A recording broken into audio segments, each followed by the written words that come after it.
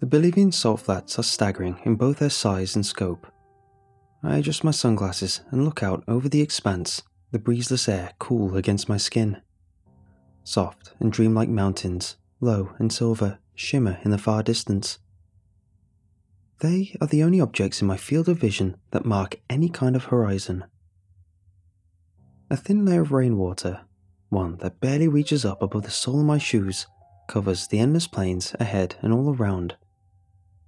They have turned the ground into a great and impossible mirror, a mirror that reflects the blue of the sky and the thick, full white of the clouds so uncannily that to the human eye they become as one. I stand in the centre of a place outside the realms of possibility, beyond the laws of rationality and sense. I turn my palms outwards and face them up to the sky, and I close my eyes. I breathe in slow and deep, and I exhale. I've always wanted to visit this place. My girlfriend didn't want to. She said it would be a waste of money. She said a lot of things. Eventually, she said she was going to break up with me. So, that was that. Her loss. I open my eyes and turn in a circle. I look around. A little in the distance is the bus, surrounded by a tour group. They walk and amble from place to place with the reflections in tow. Weightless, floating. But the bus appears to be suspended in midair. I look over to my left. I see the silhouette of a woman in a wide-brimmed hat. She raises what I think must be a phone, and she takes some pictures. I do the same, but the pictures don't match up to the reality. It's not the camera's fault, of course. They just couldn't. They could never hope to do this place justice. I pocket my phone and close my eyes again, smiling. I put my arms out to either side and walk, safe in the knowledge that there is nothing for me to bump into, nothing for me to trip over, just the endless flats. My feet make repetitive, hypnotic and soft little splashes with every step. It's a tune, I decide, and the melody plays as I cross the surface of the mirror. I have to see this place in its natural colours, I think to myself after an imperceptible amount of time. I come to a stop and take off my sunglasses, squinting through the glaring brightness, waiting for one of those lazy clouds to drift across the face of the sun.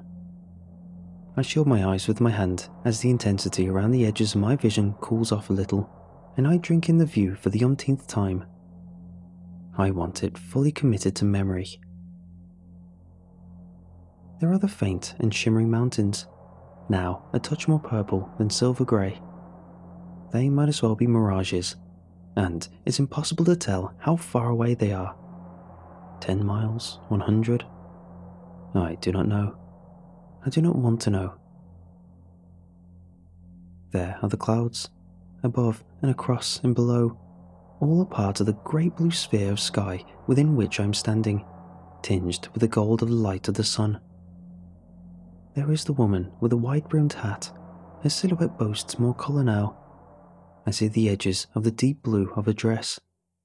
She is the only object with mass in my immediate surroundings. Beyond her, there is only the mirror. I pause. Chuckling, I realise I must have scanned right past the bus and the tour group. I look again. But no, they're not there. I turn in a full circle, standing in place. My reflection turns with me. We both search for evidence of the bus, but there's no doubt about it. It is gone. I return my sunglasses to my face, trying to mentally calm the rising beating of my heart. Where the hell? I murmur. There was no noise, no engine, a sound which would have carried far and wide across the salted, formless plain. No rumble of voices or calls for us to return. There was nothing. There was nothing, and now it is gone. Damn it, damn it. It's left me here. They've left me here alone. No, not quite alone. I turn to the woman. She does not appear to have noticed our predicament. The air, so refreshingly cool only moments ago, now feels sharp in my throat with every breath. I jog over to her, raising a hand. "Hey," I call out. "Excuse me." She's further away than I thought she was, but she turns back to me. I'm able to make out a face, and she blinks, as if I'm awakening from a trance, and returns her own sunglasses to her eyes. They flash with a reflection of the mirror's glare. "Hi," she says, stepping closer and lowering her phone. "What's up?" "The bus," I say to her. "Did you see anything? Where the hell did it go?" She seems to notice its absence for the first time, and I see the fear glimmer up to the surface. "I don't understand," she begins. "It was right there. Did it go without us? It couldn't, right? I don't understand." She pinches the brim of her hat and runs right past me, back the way I came, each step leaving a momentary little ripple in the water at our feet. She gasps and mutters something to herself, shaking her head. But the facts are plain. The bus and all our fellow travellers are gone. 1 hour later, the fretting has stopped. Panic gave way to calm. We introduced ourselves. I gave her my name, Blake, and she gave me hers, Rebecca. We came to a conclusion, one based on the logic. If the bus was still here, we'd be able to see it. There's nothing out here to obscure our view. The fact that we cannot see it means one simple thing. As unlikely as it seems, the bus must have driven away without our hearing it. It's the only explanation. And so, the second they realize that 2 of their passengers are not on board, they'll drive right back. Or someone will drive back. They'll have to. They wouldn't just leave us. Or hell, another tour group will find us. Even if worst comes to the worst, we'll have to stay here overnight. Someone will come. We did try to follow the route that got us here on foot, but there are no trails in the water or the salt. Everything is instantly washed away, and since all our surroundings look exactly the same, we cannot tell which way to go. So, we are just waiting it out. My phone made it through to our tour guide's answering machine. I left a message. Rebecca's attempts were all met with a "line is busy" alert. There is nothing to sit on here. No slopes or rocks or ledges. Just flat, wet salt, the endless, shimmering mirror. So I lay my jacket down in the water, and we're sitting on it together now, side by side, watching the sky slowly shift through its shades of blue as the sun starts to drop from its midday peak. "So you're out here alone then, Rebecca?" I ask her, after a period of silence. Trying not to think about the vast emptiness, the lack of rescue vehicles. "Yeah," she replies quietly. "You?" "Yeah." Another pause. I continued. "My girlfriend dumped me. Thought I'd come out here as a kind of screw you." I considered this statement. No, that's not right. I did it for me, not for spite or anything else. I've always wanted to see this part of the world, and, well, life is unpredictable, isn't it? You have to do things while you have the chance. You might not get another. She nods thoughtfully. Yeah, that's very true." Another pause. "So, why are you out here?" I ask her. She lifts her head and looks out over the ethereal plain. "I wanted to experience something otherworldly. I wanted to come to Bolivia specifically. There's so much to see here. The salt flats were the last place on my list, my bucket list. I wanted to come here before I died." "Oh," I reply, "so kinda like me then." She turns to me. She isn't wearing her sunglasses as her hat shields her eyes from the direct light, so I can see them sparkle as she gives me a sad smile. "Yeah," she says softly. "Kind of."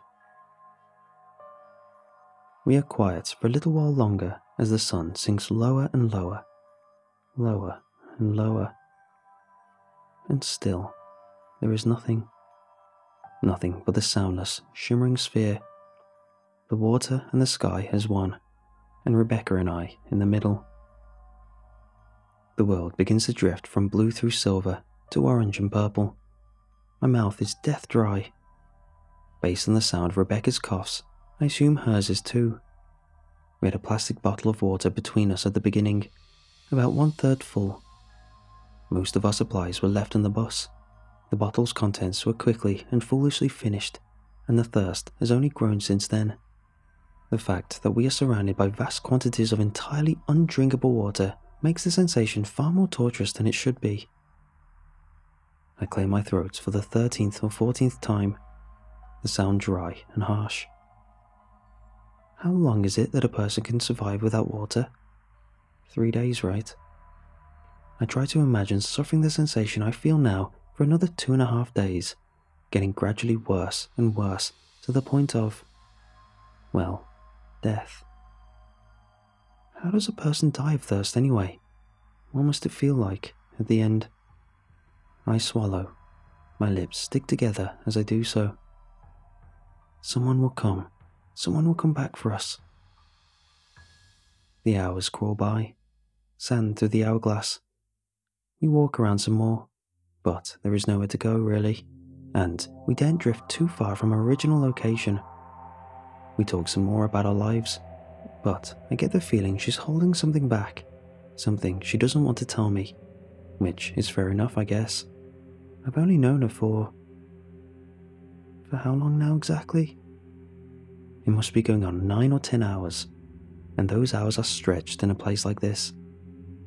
We keep trying to call for help as the charges on our phones keeps dropping and dropping. Our first few calls are only to the tour guide operator, but then they start going out to the emergency services, to friends, to family, to anyone. But nothing seems to work. It's infuriating. I blink away a momentary bout of dizziness as the words and numbers on the screen fade in and out of my focus. I put it back into my pocket. The sun is setting now. We sit in the center of a ball of silent fire. Oranges and reds and crimsons are thrown up all around, and the clouds are cast in slow flame. "What if we fall asleep?" she asks quietly, "and they don't see us in the dark?" "They'll see us," I reply. "How could they not? We're the only objects with any mass for miles and miles." She murmurs in cautious agreement, and then she lifts her head. Eyes wide, staring out into the distance. She sits up straight and leans forwards. Those eyes are drawn to a squint, and I follow her gaze. Upon seeing it, I stumble to stand, my head swimming. There's someone there.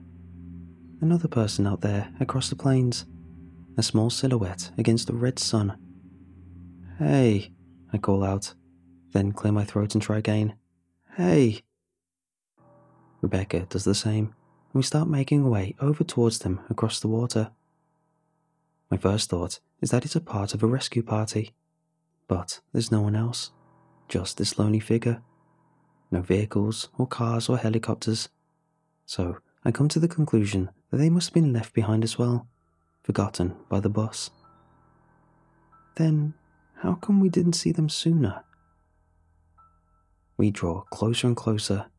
The figure does not move, and I have to suppress an uncertain shiver when I realise they're staring right back at us. They've been staring at us the whole time. No words pass between Rebecca and I, but we come to a gradual stop about 10 or 12 feet away. I want to call out to him, but I have a creeping and unnerving sensation that, by doing so, I'll be breaking some kind of spell. The man is tall. His eyes and hair and beard are dark, but his skin is a ghostly white. At least it would be, were it not bathed in the blood red of the sunset sky. He's adorned in what I can only describe as a robe, black and long, with a mantle of scarlet. His hands are clasped behind his back. I clear my throat and make to speak, but Rebecca beats me to it. "Hello?" she begins. "Are you okay?" The man's eyes flicker from me to her, but he says nothing. He runs his tongue along his upper teeth, then takes a sudden step forwards. A wave of nausea flows up from my gut, but the man steps up to us. He raises his hand and offers to shake, and Rebecca takes it. He offers it to me, and I do likewise, out of wary but ingrained politeness. He grins wide. "Good evening," he says, his accent thick in Spanish. "My name is Pistaco Cariciri. A pleasure to meet the two of you out here in the flats. A real pleasure." "Blake," I reply, and Rebecca introduces herself. I struggle to formulate words. This man unsettles and disturbs me in a way I find hard to articulate. "So, Pistaco, what are you doing here? I mean," I laugh awkwardly, "what the hell is going on? Where is everyone?" He nods gravely, as if I had said something of immense importance. "The sun is setting," he says, gesturing to the sky with a large hand. "Time grows short. I must show you something. Please, come with me." I exchange a look with Rebecca. She rolls her tongue around her mouth. "Are you with the tour group?" The man does not respond. "I don't think you are you?" she asks quietly, as a shiver of fear passes between us. "No," Cariciri replies, and again he takes her hand in his. She lets him. "But I do have something to show you, if you would follow me, just for a little." I waver where I stand. I am overcome with a sensation that I am standing on the edge of a great black cliff. But just as soon as the feeling hits me, it has passed. Cariciri's eyes flicker back to mine. They are so dark and deep. They glitter with sparkles of red reflected in the water at our feet. "You have to do things while you have the chance," Rebecca murmurs, my own words, repeated back to me. "You might not get another." I draw some air in through my teeth. "Rebecca," I begin, "I don't know about this."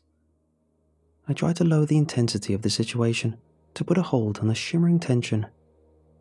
"Guys, let's just stay here, alright? Let's wait for the bus. Someone will come for us. They'll come back."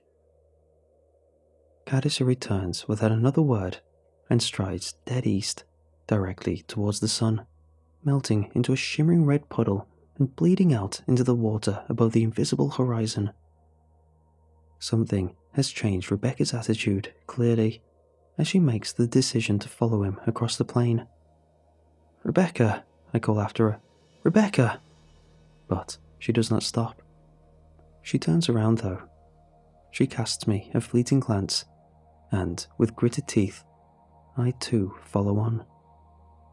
The dark figure and the woman in the brimmed hat, three lonely shadows amidst the world of reflections and mirrors and water and sky. This is insane, but I don't know what else to do. We walk for surely no more than 10 or 15 minutes, but the distance we cover feels disproportionately large, paradoxically so, as our surroundings remain identical. Were I to compare my view now with my view from the moment I'd stepped off the bus, the two would appear identical. Identical, but for the changing colours of the sky and salt. Mr. Cariciri comes to a stop and turns back to us, his robe swishing around in an arc about his legs. "Before you lies the miracle of the flats," he says. There is no grandeur or theatrics in his voice, just simple statement. There is, as before, a distance between him and Rebecca and I of about 10 feet. "Look down at the gate before you," he says, and we do so. I blink, the motion slow and heavy. I look down at my feet, and there, in the water between us, I see that the reflection is different. The reflection is different to all the water that surrounds us in the endless miles to the horizon. Subtly so, but different all the same. The reflection is reversed. The clouds are flipped vertically in a bizarre and confusing illusion as they drift slowly across the sky and the water. In this patch right here, they drift the opposite way. I look up above me in confusion, expecting to see the same spectacle in the sky, but it is not there. I look down to the water again, my mind struggling to comprehend. I don't understand, I say. It is the gate, the man says simply. His voice is free from the dry and sickly mouth sounds that accompany the words of Rebecca and I, desperate for water, for drinkable moisture. He looks over his shoulder, and the red sun connects with its reflection in the water. The two are joined. We have only 3 minutes before the sun is lost, he says. To see the wonders that lie through the gate, you must put all else aside and stride through, as if it were a door standing right in front of you. I just don't get it, I say, a little angry now, despite the fear. What the hell is going on? Where is the bus? Why have you led us here? Just stop this now, please. The man regards me cautiously. He says nothing, but gestures to the water. He looks back to Rebecca, and sucks a strand of saliva that is slipped down the side of his lower lip back into his mouth. It must be now, he says, to see the wonders through the shimmering gate. I will not offer again. Rebecca, I say, let's just go. Come on, let's just go back the way we came. The bus could return at any minute. But she is mesmerized by the shimmering water that does not reflect as it is supposed to. It's okay, Blake, she says softly. Just step through, urges the voice of Karisiri. Just step forwards and walk through the gate. You will feel the sensation as one falling in a dream, but do not allow yourself to be jerked awake. Ride the feeling through and out the other side. The wonders await you, Rebecca. The sun sets.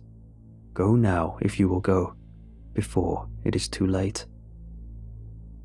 And to my horror, she does. Without another word, she closes her eyes and steps forwards, exhaling as she does so. I wait for her foot to splash down in the water to connect with the salt beneath, but it does not. There is no salt beneath.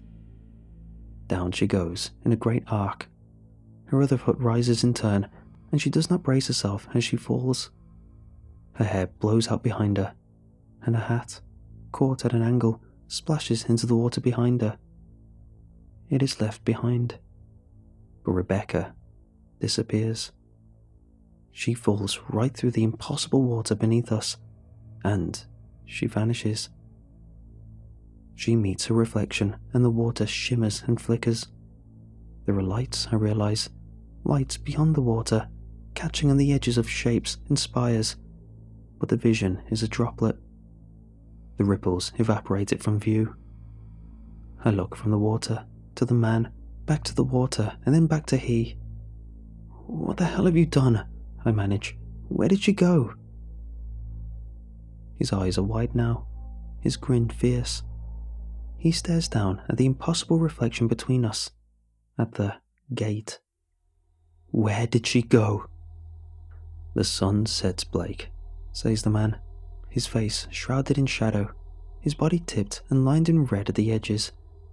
But despite the shadow, I watch as the lines and appearance of his face transforms. His lips peel back, and the shadowed bone teeth of a wild dog stretches out from his gums. They snap and foam, and his tongue, longer now than it was before, runs hungrily across them. Will you go, Blake? Make your choice. I stagger back in alarm. No, I won't. So be it, Karisiri replies, and down he goes. In that sweeping arc, he falls suddenly forwards and makes no effort to brace himself against the splash. The splash, which does not come. He meets his reflection, the two become one, and he vanishes through the gate. Again, I see those glimmers and flickers of light beyond, and once again, they are lost. And I am truly alone now. My head spins and the sun disappears. I panic. I put my hands to my head. "Rebecca?" I shout. "Rebecca!" But there is no response. In the heated moment of desperation, I try to follow. I try to see what lies beyond. Rebecca was caught in his spell, I realize. I can save her. I jump on the gate. I try to push my hands through, my face. But each time, I hit only water and salt. There is no way through. Not for me. Even as the world darkens from red to purple, I try to emulate what they did.